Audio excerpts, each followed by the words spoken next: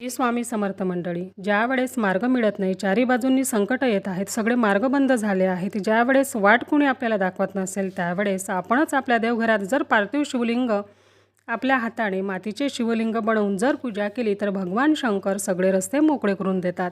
यात तीळ मात्र शंका नाही, हे लक्षात ठेवा. एवढं महत्त्व या पूजनाला आहे. 12 ज्योतिर्लिंगाची पूजा आपण नाही करू शकत, पण तीच 12 ज्योतिर्लिंग म्हणून 12 मातीचे पार्थिव शिवलिंग करून आपण जर पूजा केली तर 12 ज्योतिर्लिंगाची पूजा आपल्या घरात होऊ शकते.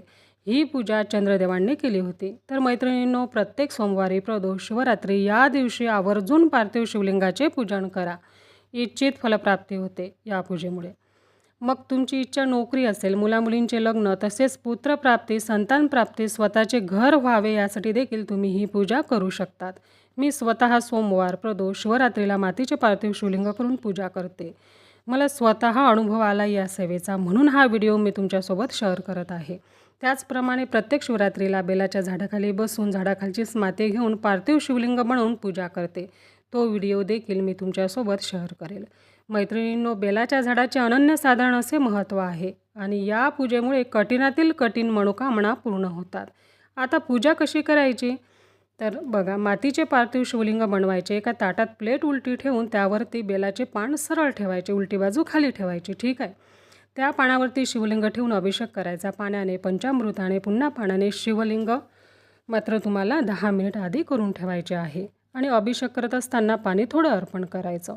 नंतर कापसाचे वस्त्र, केशवस्त्र, तुमच्याकडे जाणवं असेल तर जाणवं अर्पण करा. चंदन, अष्टगंध, अखंड अक्षदा, बेलपान, शमीपत्र, दुर्वा, फूल अर्पण करून तुपाचं निरांजन लावून आरती करावी. दूध साखरेचा किंवा खडीसाखरेचा नैवेद्य दाखवा.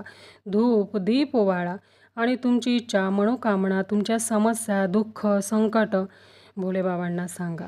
आणि जो दिवा आपण पूजेच्या सुरुवातीला तेलाचा दिवा प्रज्वलित केला होता तो शांत होईपर्यंत पूजा तशीच ठेवा, शिवलिंग तसेच ठेवा. नंतर अक्षदा हातात घेऊन शिवलिंगावरती 3 वेळा अक्षदा आपल्याला अर्पण करायच्या आहेत. सुरुवातीला अर्पण करायचा, विसर्जनम, पुन्हा अर्पण करायच्या, विसर्जनम, पुन्हा अर्पण करायच्या, विसर्जनम.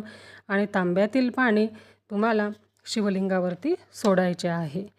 नंतर पूजा तिथेच राहू द्या. अर्ध्या तासाने पार्थिव शिवलिंग एखाद्या कुंडीमध्ये विसर्जन करा. झाली पार्थिव मातीच्या शिवलिंगाची पूजा. आशा करते तुम्हाला कळालं असेल. तरीही काही अडचण आली तर मला कमेंटमध्ये नक्की विचारा. मात्र माझ्या ताईंनो, पूजा नक्की करा. खूप प्रभावी फलदायी अशी ही पूजा आहे. नक्की करा. श्री स्वामी समर्थ. धन्यवाद.